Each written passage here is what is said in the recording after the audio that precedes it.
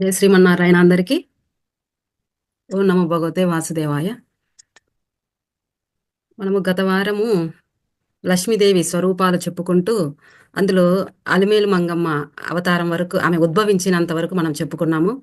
ఆ తల్లి ఆ స్వామి 22 సంవత్సరాలు తపస్సు చేసి ఆమెని మెప్పించి ఆ మెప్పించిన తరువాత ఆ తల్లి ఆయనకి కనిపించడము తిరుచానూరులో ఉన్నటువంటి పుష్కరిణిలో బంగారు కమలాలలో ఆమె ఉద్భవించడం జరుగుతుంది. అలా ఆమె ఉద్భవించిన తర్వాత ఆ తండ్రి ఎంతో ఆనంద పరవశుడై తన మెడలోని మాలని ఆ తల్లికి వేసి ఆమెని ఆలింగనం చేసుకొని ఆనందంగా గడిపాడాయన.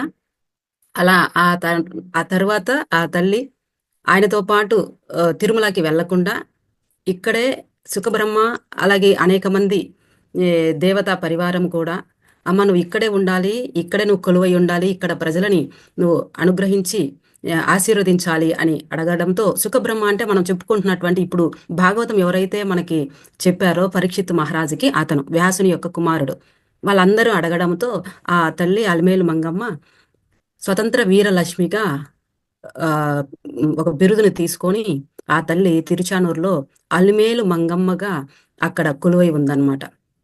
ఆమెనే మనము పద్మావతి అని కూడా అంటున్నాం. ఎందుకంటే కమలాలలో ఉద్భవించింది కాబట్టి, కమలంలో కమలంతో పాటుగా ఉద్భవించింది కాబట్టి ఆమెని పద్మావతి అన్నాము. అలిమేలు అంటే బంగారు దానిలో బంగారు పద్మంలో ఆమె రావడము శుభకరమైనటువంటి పదముగా తీసుకున్నారు కాబట్టి అలిమేలు మంగమ్మగా ఆమెని కొనియాడుతూ పిలవడంతో ఆమె ఆ పేరుతో మనకి ఇప్పటికీ చిరస్థాయిగా నిలబడిపోయింది. అలిమేలు మంగాపురము అలిమేలు మంగమ్మగా ఆమె ఇప్పుడు మనకి మనం కొలుస్తున్నాం ఆ తల్లిని. అలిమేలు మంగమ్మగా ఆమె అక్కడ కొలువైన తర్వాత ఆ తల్లి యొక్క చల్లని చూపులు మనందరి మీద పడడంతో ప్రజలందరూ ఆనందంగా ఉన్నారు. దేవతా పరివారం అంతా కూడా అమ్మ మీరు వైకుంఠంలో లేక మేము ఎన్ని ఇబ్బందులు పడుతున్నామో మీ యొక్క ఆశీస్సులు మా పైన ఉంటేనే మేము ఆనందంగా యశస్సుతో ఉంటాం తల్లి, మీరు రాకపోవడంతో మేము ఇబ్బంది పడుతున్నాము అని చెప్పి అన్నా కూడా ఆ తల్లి ఇక్కడ ప్రజలను కరుణించాలి అనే ఉద్దేశంతో ప్రజల కోసం ఆ తల్లి ఇక్కడే కొలువై ఉంది. అందువలన తండ్రి శ్రీమన్నారాయణుడు కూడా శ్రీ వెంకటేశ్వర స్వామి యొక్క అవతారంలో ఆయన కూడా ఇక్కడే ఉన్నారు. ఎందుకంటే వైకుంఠానికి వెళ్తే లక్ష్మీదేవి ఇక్కడ ఉన్నారు కాబట్టి ఆయన కూడా ఇదే వైకుంఠంగా భావించి తిరుమలలో ఆయన ఇక్కడే నిలబడిపోయాడు అనమాట. అమ్మ తల్లి తండ్రి ఇద్దరు కూడా. అయితే ఆ అలిమేలు మంగమ్మ ఎప్పుడైతే స్వతంత్ర వీరలక్ష్మిగా వీరలక్ష్మిని మనం ఎందుకు చెప్పుకోవాల్సి వచ్చింది, కొల్హాపూర్లో ఆ తల్లి వాళ్ళని కోలాసురుని చంపి ఆ రూపంలో ఉండింది. అక్కడ నుంచి ఆ స్వామి తను చేసిన తపస్సులో భాగంగా ఆ తల్లి మళ్ళీ ఇక్కడ మనకి ఉద్భవించి ఇక్కడ మనకి ఆశీస్సులను ఇస్తుంది కాబట్టి ఆమె స్వతంత్రంగా ఉంది. అలాగే ఆ శక్తి స్వరూపంలో ఉంది కాబట్టి ఆమెని స్వతంత్ర వీరలక్ష్మిగా ఆ బిరుదు ఆమెకి ఇవ్వడం జరిగింది. ఆ తల్లి ఇక్కడ అలా ఉంటూ కొంతకాలం గడపాలని ఇక్కడే ఉండాలని చెప్పడంతో ఆమె ఇక్కడ స్థిర నివాసం ఏర్పాటు చేసుకుంది మన దగ్గర. మనము ఇదే మనకి వైకుంఠంగా మనం భావించి అలివేలు మంగమ్మని ఆ తల్లిని మనము ఎప్పుడు మనకి వీలుంటే ఆ రోజు వచ్చి మనం ఆమెను చూసుకోవచ్చు అనమాట. ఆమెను దర్శించుకొని ఆమె ఆశీస్సులను మనం పొందవచ్చు. అయితే ఇక్కడ మనం 4 రూపాలతో చెప్పుకున్నాం ఇప్పటి వరకు. ఇంకా 2 రూపాలు ఉన్నాయి. ఏంటంటే వ్యూహలక్ష్మి ఐదోది. వ్యూహలక్ష్మి అంటే ఇప్పుడు ఎక్కడైతే అలిమేలు మంగమ్మ ఎవరైతే ఉన్నారో ఆ తల్లి శ్రీ వెంకటేశ్వర స్వామి తిరుమలకి చేరాడు. ఎందుకని తల్లి వచ్చింది, లక్ష్మీదేవి వచ్చింది ఆయనకి. ఆ తల్లి వెన్నంటి ఉంటే ఆయనకి ఎప్పుడు ఐశ్వర్యానికి కొదవం లేదు. ఆమెతో పాటుగా ఉంటూ నేను పైన నాకు పద్మావతి దేవి కూడా ఎదురు చూస్తుంది, నేను వెళ్తున్నానని చెప్పేసి ఆయన తిరుమలకి వెళ్ళి తిరుమలలో పద్మావతి దేవి వకులమాతతో పాటుగా అక్కడ ఉంటూ ఉండింది. ఆమెని పోయి కలిస్తే ఆమె ఏమనిందంటే నువ్వు ఇక్కడే ఉండాలి, నువ్వు లేని నేను ఉండలేను అంటుంది. కాబట్టి ఆయన తిరుమలలోనే ఉన్నప్పుడు ఈమె నేను భర్తను వదిలి ఉండకూడదని భావించినటువంటి అలిమేలు మంగమ్మ వెంకటేశ్వర స్వామితో చెప్పుకుంది ఏమని, నేను నీ హృదయం మీద ఉంటాను, ఎప్పుడైతే భక్తులు వచ్చి ఏమైతే కోరుకుంటారో భక్తుల యొక్క కోరికలను నేను విని తల్లిగా నేను వింటాను. ఎందుకంటే మనము ఏదన్నా చెప్పగానే ప్రత్యక్షంగా తండ్రికి చెప్పలేము. ముందు మనము ఏం చేస్తాము, ఆ తల్లికి చెప్పుకుంటాం. ఆ తల్లికి చెప్పుకొని ఆ తర్వాత మనము అమ్మ మనకి చిన్నగా తండ్రికి తెలియజేస్తుంది, ఇలా అంట వాళ్ళకి ఇది అవసరం అంట అని చెప్పేసి. కాబట్టి వచ్చినటువంటి భక్తుల కోరికలను నేను వింటాను, నీ హృదయంలో ఉంటా, నేను వింటాను, నా దగ్గర నుంచి నేను నీకు చెవిలో వేస్తాను అని ఆ తల్లి చెప్పడంతో ఆయన దానికి సరే అని చెప్పేసి అంగీకరించి ఆ హృదయలక్ష్మిగా ఆయనని స్వీకరించడం అనేది జరుగుతుందన్నమాట. స్వామి మనకి తిరుమలలో ఉన్నటువంటి ఆ వెంకటేశ్వర స్వామి యొక్క హృదయంలో ఇలా కుడివైపున ఉంటుంది. అంటే ఆయన చెవికి చేరవేయడానికి చాలా దగ్గరగా ఆ తల్లి ఉంటున్నాను అని చెప్పి చెప్పడం జరుగుతుందన్నమాట. ఆయన దగ్గరగా ఉంటుంది హృదయలక్ష్మి. అలా ఆమె అలిమేలు మంగమ్మ తిరుచానూరులోనే ఉంటూ, తిరుచానూరులో భక్తులని అనుగ్రహిస్తూ, ఆ స్వామి యొక్క హృదయ భాగంలో చేరి, ఆయనకి నేను నా యొక్క బిడ్డల నుంచి ఏ కోరికలైతే వస్తాయో అవి నేను స్వీకరించి నీకు తెలియజేస్తాను అని చెప్పేసి, ఆయన దగ్గర నేను హృదయంలో కొలువై ఉంటానని చెప్పి, ఆ కుడివైపున ఆ తల్లి కొలువై ఉంటుంది. మనం ఎప్పుడు చూడగలుగుతాము అంటే, గురువారం రోజున నిజస్వరూపము అని స్వామికి చూపిస్తూ ఉంటారు. ఆ రోజున మనకి అమ్మవారిని దర్శించుకునే భాగ్యం కలుగుతుంది. ఎందుకంటే మిగతా రోజులు స్వామికి అంత అలంకరణ చేస్తారు కాబట్టి ఆయన మీద మనకి చూడడానికి వీలుండదు. ఆయనకు అంత అలంకరణ వస్తుంది. ఇక్కడ మాత్రం అమ్మవారు అక్కడ కొంత ఉబ్బి ఉంటుంది. ఒకసారి రూపం చూడండి. అమ్మవారి లక్ష్మీదేవి కూర్చున్న రూపము, ఆ తామర పూలు పట్టుకొని ఆ తల్లి కూర్చొని ఉన్న రూపము మనకు కనిపిస్తుంది. నేను ఇది ఎలా ఉంటుందంటే అది ఇలా ఉంటుంది స్వామిది. ఆయన హృదయం మీది సార్ ఇది తీసి మనకి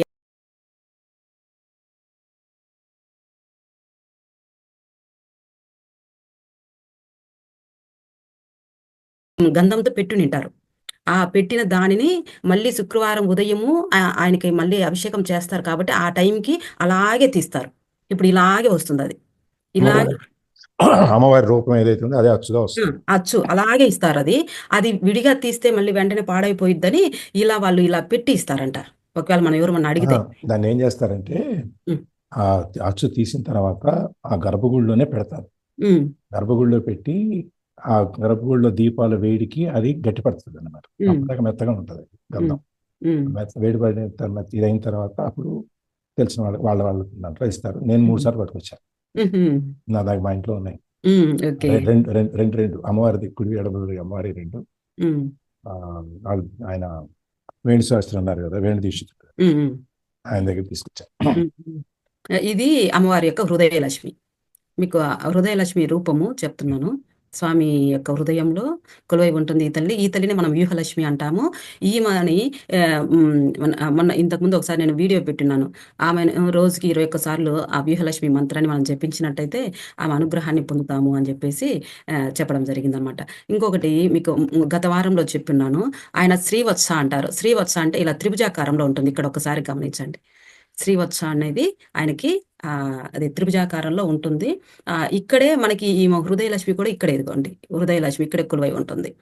అంటే ముందుగా ఆమెకి శ్రీవత్స అనే రూపము స్వామి ఆయన దగ్గరే ఎప్పుడు ఉంటుంది అనే ఉద్దేశంతో అది రావడం జరిగింది. ఆమెకి ఆ పేరు కూడా వచ్చేసింది వైకుంఠంలో ఉన్నప్పుడు. తర్వాత కిందకు వచ్చినాక ఇప్పుడు వ్యూహలక్ష్మిగా ఆ తల్లి మనకు కనిపిస్తుంది అనమాట. అయితే ఇప్పుడు మనం ఏదైతే స్వామికి చెప్పుకున్నామో, మనం ఇప్పుడు చెప్పుకున్న ఆ రూపము ఏదైతే ఉందో అది వ్యూహలక్ష్మి రూపంగా ఆ తల్లి స్వామి దగ్గరికి వెళ్ళి నేను నీలోనే ఉంటాను అని చెప్పి ఆయనలోనే ఉంది. అంటే అందువల్లనే మనకు తిరుపతిలో అమ్మవారి పక్కన కనిపించారు, ఆయనలోనే కనిపిస్తారనమాట. ఇప్పటికి మనం 5 రూపాయలు చెప్పుకున్నాము ఈ వ్యూహలక్ష్మి తల్లితో పాటుగా. ఇంకా నెక్స్ట్ 6వది ఏంటంటే భూతకారుణ్య లక్ష్మి. 6 భూతకారుణ్య లక్ష్మి. ఆ రూపం ఎవరు అంటే పద్మావతి దేవి తల్లి. మనం ఎవరైతే చెప్పుకుంటున్నామో నారాయణవనంలో ఆకాశరాజు యొక్క కుమార్తెగా పుట్టినటువంటి మనకి భూమిలో లభించినటువంటి ఆ తల్లి పద్మావతి మనము పైన కొండ మీద వకులమాత తల్లితో కూడా ఉండింది. అక్కడ తపస్సు చేసుకుంటుంది. స్వామి కూడా కనిపించలేదని ఆమె ఆ పైకి వెళ్ళిన తర్వాత స్వామి ఆమెతో కలిసిన తర్వాత ఆమె నిన్ను వదిలి నేను ఉండలేను, నేను నీతో పాటే ఉంటాను అంటే ఆ వ్యూహలక్ష్మి ఎవరైతే ఆయన హృదయంలో ఉన్నారో నువ్వు ఆమెలోనే కలిసిపోమ్మా, నువ్వు ఆమెలోనే అంశవే నువ్వు, కాబట్టి నువ్వు ఆమెలోనే కలిసిపో అని చెప్పడంతో ఆమె మనం ముందుగా చెప్పుకున్న ఆమె వేదవతిగా ఉండింది.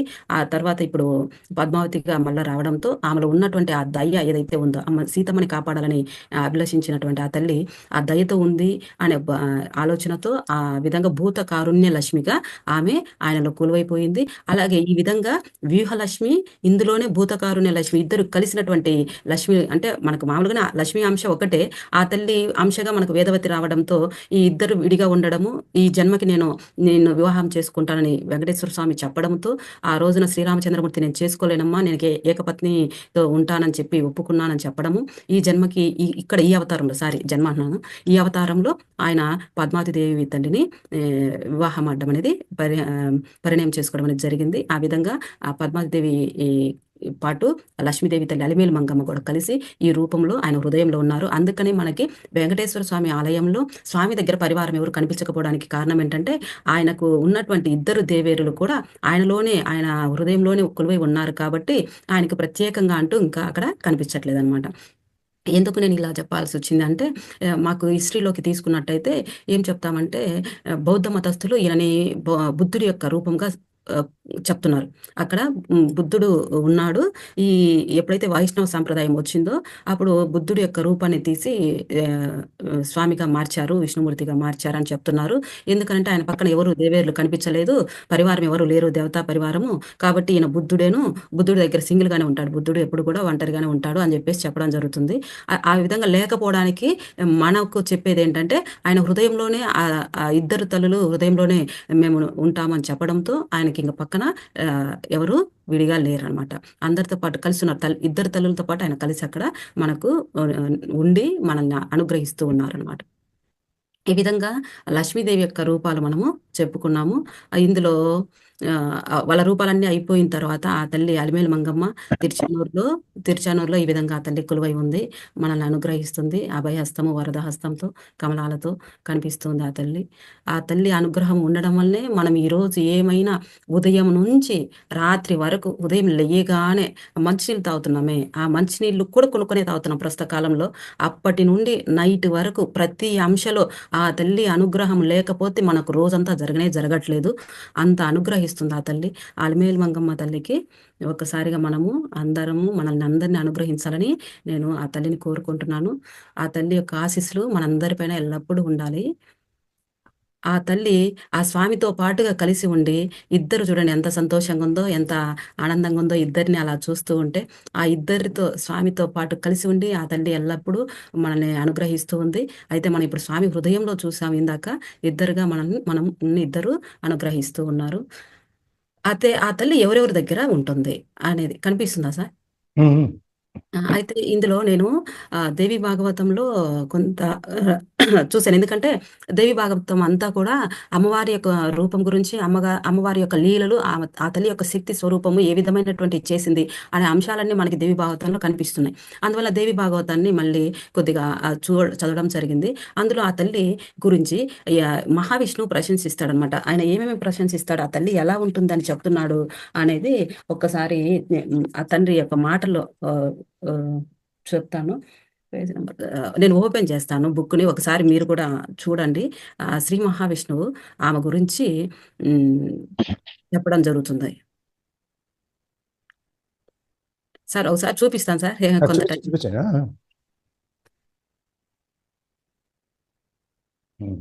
ఇక్కడ స్వామి ఏం చెప్తాడంటే, ఆమె ఎలా ఉంటుంది, ఆమె ఎప్పుడు మనల్ని అనుగ్రహిస్తది అనే విషయాన్ని ఆ తండ్రి శ్రీ మహావిష్ణువే స్వయంగా చెప్తున్నాడనమాట. ఆయన చూడండి ఒకసారి ఏం చెప్తున్నాడో. దేవతలందరూ మనము క్షీరసాగర మథనం గురించి చెప్పుకున్నాం కదా! ఆ క్షీరసాగర మథనం జరగకముందు ఇంద్రుడు నాకు ఆ తల్లి అనుగ్రహం కావాలి. ఆ తల్లి నా దగ్గర లేకపోవడంతో ఇప్పుడు రాక్షసులందరూ దేవలోకం వచ్చి జయించారు. ఇప్పుడు మళ్ళీ మనము దేవలోకాన్ని మళ్ళీ మనకే కావాలి. యశస్సంతా ఉండాలి. నేను ఆ రోజు ఆ యొక్క పూలమాల దగ్గర మనకి ఇదంతా వచ్చింది, కొనసాగింది. పూలమాలని ఆయన ఏనుగు మీద వేయడంతో, ఐరావతం మీద వేయడంతో ఐరావతం తొక్కి వేయడం ఆయనకి యశస్సంతా సముద్ర పాలైపోయింది. ఆ విధంగా లక్ష్మీదేవి లేకపోవడంతో నేను ఇబ్బంది పడుతున్నానని శ్రీ మహావిష్ణువు దగ్గరికి వచ్చి అడిగినప్పుడు ఆ తండ్రి ఏం చెప్తున్నాడు, వాళ్ళకి ఏ విధంగా ధైర్యం చెప్తున్నాడు అనేది ఒకసారి మనము ఆయన మాటల్లో విందాం.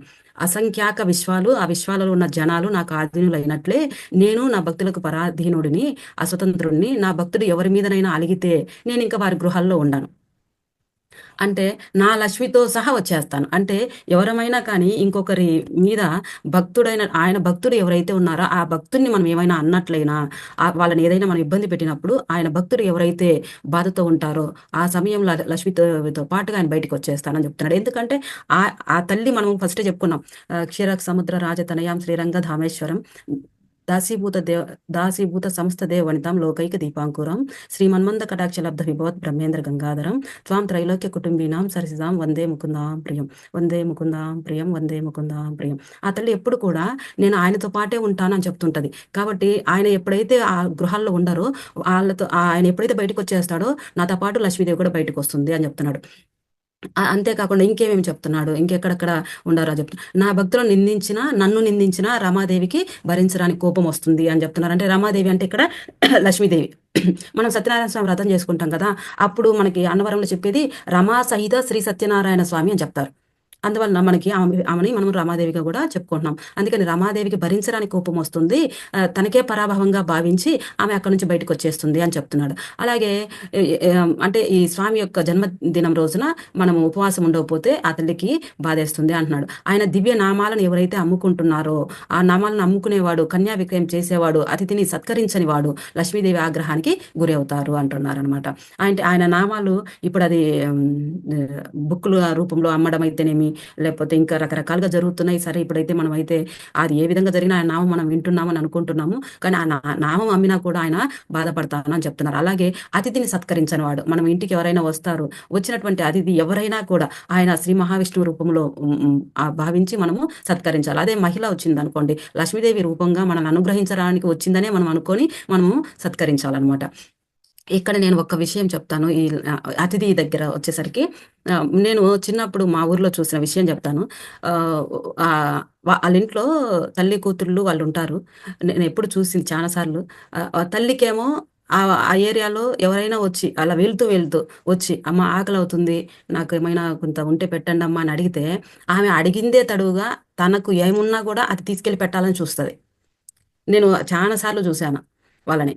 ఆమెకి పెట్టాలి అని వెంటనే ఆకలితో వచ్చాడు కదా అడిగేసి అని చెప్పేసి పోయి వెళ్ళి పెడదాం అనుకుంటే, వాళ్ళ కూతురు ఏమంటది తెలుసా, ఈ టైంలో అన్నం తినే టైంలో వచ్చి ఆయన అడిగాడు, ఇప్పుడు ఆయనకు అన్నం పెడితే నువ్వేం తింటావు, అందుకని ఇప్పుడు నువ్వు పెట్టద్దు, నా దగ్గర లేదని చెప్పు అనమంటది. ఆమె ఏమంటది ఆ తల్లి, ఆహా లేదు, ఇంత దూరం వచ్చాడు, ఇప్పుడు నేను పెడతాను, కావాలంటే నేను మళ్ళీ వండుకుంటాను, నాకు ఇంట్లో మళ్ళీ నాకు అన్నీ ఉన్నాయి, ఈయన ఈ విధంగా ఇంత దూరం మళ్ళీ ఎక్కడి వరకు వెళ్ళాలో ఏమో అని చెప్పేసి ఆమె ఆయనకి పెట్టేదనమాట. అనేక సార్లు చూశాను. ఆమెకు లేకపోయినా నేను మళ్ళీ వండుకుంటాను అంటే మళ్ళీ వండుకోదు ఆమె, నేను గమనించాను. కానీ మళ్ళీ వండుకోదు, కానీ ఆమె అయితే పెడుతుంది. అంటే మనకు ఉన్న దాంట్లోనే కొంతవరకైనా, ఇప్పుడు పూర్తిగా మొత్తం తీసి పెట్టమని అడగట్లేదు, కానీ ఏంటంటే మనం వాళ్ళు ఎంతో దూరం నుంచి వచ్చారు, వాళ్ళు వెళ్ళిపోతారు, మళ్ళీ మనం ఎట్లా ఇంట్లోనే ఉంటున్నాం, మళ్ళీ వండుకొని పెట్టుకోవచ్చు అని, తినొచ్చు అని భావించినట్లయితే పెట్టొచ్చు. లేదా మనకున్న దాంట్లో కొంత అయినా కానీ అతిథి వస్తే ఖచ్చితంగా మనము పెట్టాలి, లేదంటే ఆ తల్లికి ఆగ్రహానికి గురి అవుతామని చెప్తున్నారు. అలాగే వాళ్ళ ఇంటి గుమ్మమైనా తొక్కదంట ఆమె. అలాగే పాపాత్ముల ఇళ్లకి ఆమె వెళ్ళదంట. ఆచార భ్రష్టులు, ధర్మభ్రష్టులు అయితే వారి గృహాల నుంచి తక్షణం బయటకు వచ్చేస్తుందంట. అలాగే అశుద్ధ హృదయులుగా ఎవరైతే ఉంటారో వాళ్ళ దగ్గర ఉండదంట, ఆమె భయపడుతుందంట వాళ్ళ దగ్గర ఉండాలన్నా కూడా. అలాగే గోటితో గడ్డి పరకల్ని, నాకు కూడా తెలియదు, నేను కూడా గడ్డి పరకలు తీసేస్తా ఉంటాను. మరి గోటితో గడ్డి పరకల్ని తుంపుతూ నేలపై రాస్తూ నిరాశ నిస్పృహకు లోనైన వారింట లక్ష్మీదేవి నిలవదంట. అంటే ఎప్పుడు కూడా ఆశాభావంతో వాళ్ళని ఎప్పుడు మనం స్మరించుకుంటూ ఉన్నట్లయితే మనకు ఆ తల్లి అనుగ్రహం ఉంటుంది. మనం ఎప్పుడు మన దగ్గర లేదనుకుంటా ఉంటే అలాగే ఉంటుంది. కాబట్టి ఎప్పుడు మనం సమృద్ధిగా ఉంది అని చెప్పేసి మనం అనుకుంటూ ఉండాలి. అది కొంతైనా మన దగ్గర ఉంటుంది కాబట్టి. చాలా మంది మా దగ్గర డబ్బులు లేవు, మా దగ్గర డబ్బులు లేవు అంటారు. మన దగ్గర డబ్బులు లేవు, కానీ 10 రూపాయలైనా ఉంది కదా, ఉంది అని మాట మనము అనాలన్నమాట. లేవు అని చెప్పి అనకూడదు, నిరాశతో నిస్పృహలతో ఉండకూడదు. అలాగే సూర్యోదయ సమయాన భుజించడము, పగటిపూట నిద్రించడము, అలాగే మైథునం అనేది ఉండకూడదు అంటున్నారు. మనం సూర్యోదయ సమయాన్ని అంటే ఇప్పుడంటే మనం పని ఒత్తిడిలో ఒక్కోసారి ఉదయాన్నే వెళ్తూ తినేసి వెళ్ళిపోతున్నాము, పగటిపూట నిద్రించడం అనేది చేయకూడదు. మనం చాలా మంది చెప్తున్నారు, మనందరికీ తెలిసిందే పగటిపూట నిద్ర చేయకూడదని. సంధ్యా విహీనుడు, అదీక్షితుడు, ఆచార వర్జితుడు అయిన విప్రుడు లక్ష్మికి ప్రథమ శత్రువు అనమాట. అంటే సంధ్యావందనం చేసేవాళ్ళు మనం అందరం చేయమండి, బ్రాహ్మణులు చేస్తారు ఆ సంధ్యావందనం. అలా ఎవరైతే చేయరో వాళ్ళకి ఆమె ఉండదు అంట. అలాగే తడికాలతో నగ్నంగా నిద్రించి వారి ఇంటి నుంచి వెళ్ళిపోతుంది. మనము కాళ్ళు కడుక్కుంటాము, కాళ్ళు తుడుచుకోకుండా మంచం ఎక్కేస్తాం పడుకునే సమయంలో. అది ఇక్కడ ఒకసారి చెప్పారు. తర్వాత కశ్యపుడు దితికి సంతానం కావాలని కోరుకున్నప్పుడు ఆమెకు కూడా చెప్తాడు, కశ్యపుడు కూడా చెప్తాడు అన్నమాట, నువ్వు పడుకునే ముందు శుభ్రంగా కాళ్ళు తడి లేకుండా తుడుచుకొని పడుకోవాలి అనేసి. అలాగే అభ్యంగ స్నానం చేసి అపరిశుద్ధుని తాకిన తొడలపై మధ్యలు వాయించుకున్న లక్ష్మికి కోపం వస్తుంది. మనం ఏం చేస్తాం, ఏదైనా పాట వచ్చినప్పుడు తొడల మీద ఇలా కొట్టుకుంటా ఉంటాం, పాట మ్యూజిక్ వచ్చేసరికి. అలా చేయకూడదంట, కావాలంటే ఇలా కొట్టుకోవచ్చు అంట, కానీ మనము మన తొడల మీద మనం కొట్టుకోకూడదంట. ఆ మధ్యలో వాయించుకున్నా కూడా ఆ తల్లికి ఉండదంట, మన దగ్గర నుంచి కోపంతో వెళ్ళిపోతుంది. అలాగే అశుచితో ఎవరైనా ఉన్నా కూడా ఆ ఇంట ఆ తల్లి ఉండదనమాట. అలా లక్ష్మి ఉండకుండా వెళ్ళిపోతానని చెప్పేటువంటి ఇవన్నీ చెప్పింది. మరి ఆ తల్లి ఎక్కడ ఉంటుంది, మనం ఇప్పుడు ఉండనివి అన్ని ఆయన ఏం చెప్తున్నాడు అనేది మనం చూసాం. ఆమె ఎక్కడెక్కడ ఉండదు అనే విషయాలు ఆయన చెప్పాడు, స్వామి చెప్పాడు. ఆ తర్వాత క్షీర సముద్ర సాగర మదనం జరుగుతుంది, లక్ష్మీదేవి వస్తుంది. ఇది మనకు భాగవతంలో చెప్పేది. అయితే ఆ లక్ష్మీదేవి వచ్చిన తర్వాత ఇంద్రుడు చేసిన పూజ అనమాట. ఇప్పుడు మనము ఆ రోజు కథ చెప్పుకునేటప్పుడు లక్ష్మీదేవి రావడము, స్వయంవరంలో మహావిష్ణువుకి మాల వేయడం, ఆ తల్లి లక్ష్మీ కళ్యాణం జరిగింది అని మనం చెప్పుకున్నాం. అప్పుడు ఆమె ఆ స్వామి మీద మాల వేసి, స్వామి యొక్క వక్షస్థలం నేను ఉంటాను నీ హృదయంలో అని చెప్పి ఆ స్వామితో ఆమె ఎప్పుడైతే చేరిందో, వెంటనే అలా చేరిన తర్వాత ఒక్కసారిగా ఇలా ఆ క్రీగంట ఆ తల్లి ఆ చూపులు దేవతల వైపు చూసింది. అలా దేవతల వైపు ఆ క్రీగంట చూపు చూడడంతో ఆ ఇంద్రుడికి ఆ అష్టైశ్వర్యాలు వైభవం అంతా ఆయనకి రావడం జరిగిందనమాట. ఆ వైభవం అనేది, ఆ వైభోగము, అష్టైశ్వర్యాలు అనంతం. ఇంకా ఆమె ఏమి ఇవ్వాలనుకుంటుందో ఆ క్రీగంట చూపు చాలు అన్నీ ఇచ్చేసింది ఇంద్రుడికి. దాంతో దేవతలందరూ మళ్ళీ వాళ్ళ యొక్క దేవలోకంలోకి ఇంద్రుడు ఆయన యొక్క దేవేంద్రుడిగా ఆయన ఆ సీటును తీసుకోవడం జరిగింది. రాక్షసులు ఇప్పుడు పదవి భ్రష్టులు అయిపోయినారనమాట. ఎందుకనయ్యారు? రాక్షసులు ఎంతసేపు అమృతం కోసమే చూశారు, కానీ ఆ అమృతం తెచ్చిందే లక్ష్మీదేవి. లక్ష్మీదేవి లేకపోతే అమృతం ఉండదనేది క్షీరసాగర మదంలో ఆయన గమనించలేదు ఆ రాక్షసులు. ఎప్పుడో ఒకసారి మనకు ఆ అమృతం పోస్తుందిలే అని ఆ తల్లిని పట్టించుకోలేదు వాళ్ళు. వాళ్ళందరూ విడిగా ఉన్నారు, పట్టించుకోకుండా చూస్తా ఉన్నారు. ఆ తల్లిని పట్టించుకుంది దేవతలు. ఇంద్రుడు ఆమె కోసం స్తోత్రం చేసుకొని ఆమె కోసం స్తుతించాడు. తల్లి నువ్వు ఉంటేనే మాకు ఉంటాయి ఇవన్నీ అని ఆ తల్లిని ఆయన స్తుతించడంతో ఆ ఇంద్రుడు చేసినటువంటి ఆ స్తుతి ద్వారా ఆమె అన్ని సమకూర్చిందనమాట. అయితే ఆమె ఎక్కడెక్కడ ఉంటుంది, ఇవన్నీ మనకు క్షీరసాగర మదనంలో నేను మళ్ళీ చెప్తాను. ఒక్కసారి ఆ తల్లి ఎక్కడెక్కడ ఉంటుంది అనే విషయాలని మనము చెప్పుకుందాము. ఆమె ఏం చెప్తున్నారు అంటే, ఎక్కడెక్కడ ఉంటుంది అంటే, మన ఇంటి ముగ్గులో కనిపిస్తుంది, కామధేనువులో కనిపిస్తుంది, అన్ని చోట్ల మన శుభ్రంగా మనం ఇల్లుని పెట్టుకొని ఆ తల్లిని స్మరించుకున్నా కనిపిస్తుంది, స్త్రీల యొక్క పాపటిలో కనిపిస్తుంది, అనేక రకాలైనటువంటి వాటిల్లో, పువ్వులలో, ఎల్లవేళల పువ్వులలో అన్నింటిలోనూ ఆ తల్లి మనకి కనిపిస్తుంది అని చెప్పేసి ఆయన చెప్తున్నాడు అనమాట. ఆ విధంగా ప్రతి దానిలో మనము మనస్ఫూర్తిగా, శుభ్రంగా, శుచిగా ఉండి ఆమెను ఏమి కోరుకున్నా ఆమె అందులో మనకి కనిపిస్తుంది. కాబట్టి మనము ఏం చేసినా ఆమెకి మనస్ఫూర్తిగా ఆ తల్లిని స్మరించుకొని ఆమెకి మనము పెట్టగలగాలి. ఆమె మనకు ఎన్ని ఇస్తున్నప్పుడు మనం కొంతైనా ఆ తల్లికి పెట్టాలి, ఇవ్వాలి. ఇచ్చేటప్పుడు మనము మంచిగా స్మరించుకొని ఆ తల్లికి మనము ఆ నైవేద్యాన్ని సమర్పించుకోగలిగేటట్టుగా మనము ఉండాలన్నమాట. ఇది అంతా ఒక్కసారి చదవమంటారా సార్? ఇది ఏమంటే మనకు స్వామిది క్షీరసాగర మదనంలో ఆ తల్లిని ఆయన మీద మాల వేసి, వైజయంతి మాల వేసి వివాహం అయిన తర్వాత వీళ్ళు ఆమెకి ఏమేమి ఇచ్చేవి, ఒక్కొక్కరు ఆమెకి అన్ని ఇవ్వడం జరిగిందనమాట. స్వామికి అమ్మవారికి ఇద్దరికి ఎవరెవరు ఏమేమి ఇచ్చారు అనేది. అవసరం అనుకుంటే చెప్పండి అంటే. అంటే మనము కూడా మన పిల్లలకి, మన వాళ్ళకి ఎవరికైనా పెళ్లి చేసిన తర్వాత మనం కూడా పిల్లలకి ఇస్తూ ఉంటాం. కాబట్టి అలా ఎవరెవరు ఏమేమి ఇచ్చారు అనేది ఉదయాన్నే శుద్ధోద కాలాల్లో స్నానం చేసి దౌత వస్త్రాలు ధరించి కలశం స్థాపించి క్షీర సముద్ర తీరాన లక్ష్మీదేవిని అర్చించాడు ఇంద్రుడు. గణేశ, దినేశ, వహ్ని, విష్ణు, శివపార్వతులను ఆవాహన చేసి పుష్పగంధాలతో పూజించారు. ఇప్పుడు చెప్పుకున్న పుష్పాలతో ఆ తల్లిని మనము పూజించుకుంటే ఆ పుష్పాలలో ఆ తల్లి ఉంటుంది, ఆ ఎర్రని పుష్పాలలో ఆ తల్లి ఉంటుంది అనమాట. అలాగే బ్రహ్మదేవుడు పురోహితుడే వేద మంత్రాలు చదివాడు వాళ్ళిద్దరికి వివాహం చేసినప్పుడు. మునీంద్రులు, దేవతలు, బ్రాహ్మణులు, బృహస్పతి, హరుడు అందరూ అక్కడ నిలబడి వాళ్ళిద్దరికి వివాహం, ఆ కళ్యాణం, లక్ష్మీదేవి కళ్యాణం జరుగుతుంటే ఆనందిస్తూ ఉన్నారనమాట. పారిజాత పుష్పం తెచ్చి దాని మీద చందనం చల్లి ధ్యానించి మహాలక్ష్మి పాద పద్మాలకి సమర్పించారు.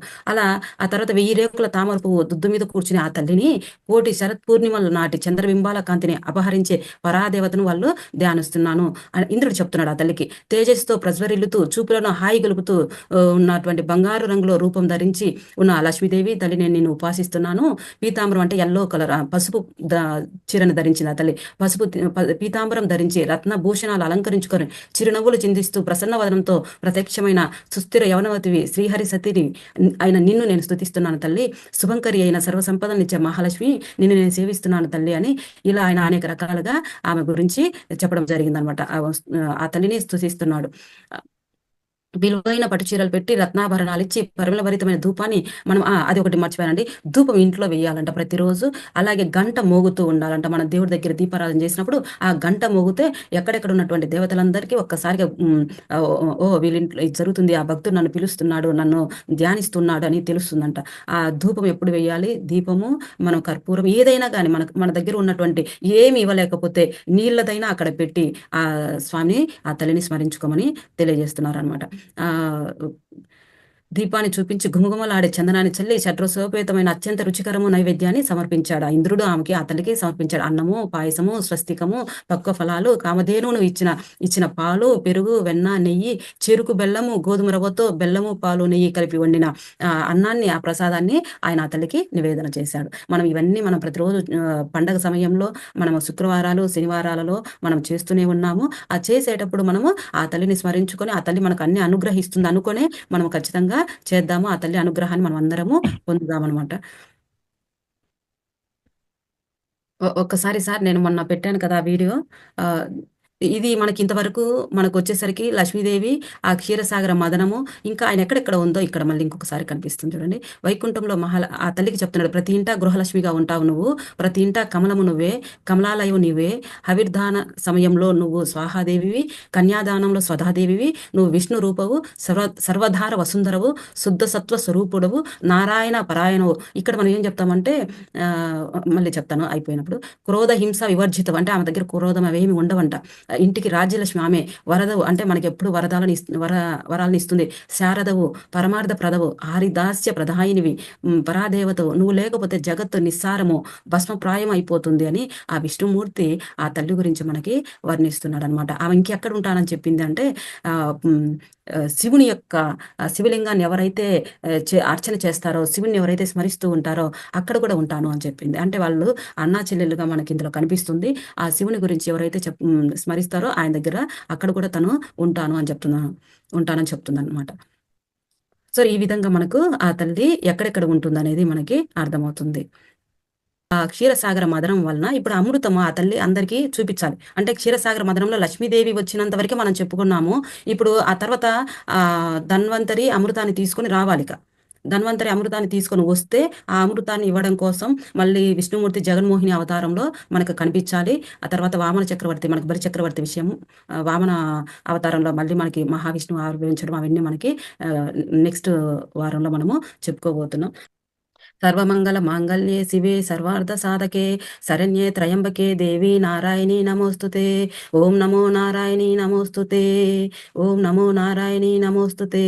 తల్లి మీ అనుగ్రహం మా అందరి మీద కురిపించి మమ్మల్ని ఎల్లవేళలా కాపాడుతూ ఉంటారని అనుకుని కోరుకుంటూ ప్రార్థిస్తున్నానమ్మా తల్లి. Thank you. అంతా శ్రీకృష్ణార్పణమస్తు. ఓం నమో భగవతే వాసుదేవాయ. అంతా శ్రీకృష్ణార్పణమస్తు. Thank you to all. Thank you Savitri. Thank you very much. Thank you Savitri ma'am. ఒకసారి ఆ పాట వినండి. Thank you Savitri ma'am. Padmavati అమ్మవారి కళ్యాణం ఉంటుంది, కాకపోతే వెంకటేశ్వర స్వామిది వచ్చినప్పుడు ఆమె కళ్యాణం చెప్పుకుందామని నేను ఆ కళ్యాణం చెప్పలేదు. మనము భాగవతంలో ఉన్నాం కదా, మళ్ళీ అది అలా పక్కకు పోతుంది అనేసి ఇందులోకి మళ్ళీ ఆ కళ్యాణం సపరేట్గా ఇంకొకసారి వెంకటాచల మహత్యం మనం చెప్పుకున్నప్పుడు అప్పుడు అమ్మవారి కళ్యాణము స్వామిది చెప్పుకోవచ్చు. థ్యాంక్ యూ అండి అందరికీ. ఆ తల్లి అనుగ్రహం మనందరికీ రావాలి. మీరు ఖచ్చితంగా ఇక్కడికి వచ్చినప్పుడు ఆ అమ్మవారిని ఆ పుష్కరిణిలో వీలుంటే ఒకసారి నా నీళ్ళు, ఎందుకంటే స్వామి తవ్విన పుష్కరిణి అది, అమ్మవారి దగ్గర ఉండేటువంటి ఆ పుష్కరిణి. కాబట్టి అక్కడికి వెళ్ళి కొద్దిగా ఒక క్షణం మనం ఏంటంటే రాగానే అందరం కూడా ఆ క్యూ లైన్లోకి వెళ్ళిపోతాము అమ్మవారిని దర్శించుకోవాలన్నట్టుగా. అది కూడా కొద్దిగా ఆస్వాదించండి. దర్శించుకొని బయటకు వచ్చినాకైనా కానీ ఆ పుష్కరిణి దగ్గరికి వెళ్ళి, స్వామి 12 ఏళ్ళు తపస్సు చేశాడు ఆ తల్లి యొక్క అనుగ్రహం కోసము. కాబట్టి అక్కడ కూడా ఒకసారి చూడండి. పక్కనే సూర్య భగవానుడిని కూడా మీరు గమనించండి. ఆయన ఆ కమలాలు వాడిపోకుండా ఉండడం కోసము 12 ఏళ్ళు ఆయన అలాగే ఉన్నాడు. అంటే చీకటే రాలేదు ఇంకా, ఎల్లవేళలా ఆయన ఉన్నాడు 12 ఏళ్ళు పద్మాలు వాడకుండా ఉండాలని. అవన్నీ మనం ఆ పక్కన సూర్య భగవానుడు కోనేరుకి ఎదురుగానే ఉంటారు. అవి కూడా చూడండి. ఆ తల్లిని చూడండి. మనకి ఎక్కడో లేరండి, ఇక్కడే ఉన్నారు. అక్కడ వైకుంఠాన్ని వదిలేసి మన కోసం ఇక్కడి వరకు వచ్చి ఇక్కడ కొలువై ఉండి మనల్ని అనుగ్రహిస్తున్నారు, ఆశీర్వదిస్తూ ఉన్నారు. ఆ తల్లి తండ్రి యొక్క అనుగ్రహాన్ని అందరము పొందుదాము. అందరూ వీలున్నప్పుడు, మీకు ఎప్పుడు వీలుంటే అప్పుడు వచ్చి స్వామిని అమ్మవారిని దర్శించుకోండి. థ్యాంక్ యూ అండి. చక్కగా విన్నారు, మీ అందరు విన్నారు. నాకు చాలా ఆనందంగా ఉంది. Thank you sir. Thank you to all. 6 రూపాలు ఒక్కసారి చెప్తాను. మొదటిది వచ్చి వేదవతి రూపము, 2 వచ్చి శ్రీవత్స రూపము, 3 మహాలక్ష్మి రూపము, 4 స్వతంత్ర వీరలక్ష్మి, 5 వచ్చేసి మనకి వ్యూహలక్ష్మి, 6 భూత కారుణ్య లక్ష్మి. మొత్తం 6 రూపాలతో ఆ తల్లి మనకి ఇక్కడే కొలువై ఉంది. థ్యాంక్ యూ అండి. Thank you madam. తిరుపతి వెళ్ళాక నాకు లక్ష్మీదేవి ఉంటారా నిజంగా తెలియదు. Thank you madam. సార్ మీరు చెప్పండి సార్. సార్ మ్యూట్ లో మాట్లాడేస్తున్నారు.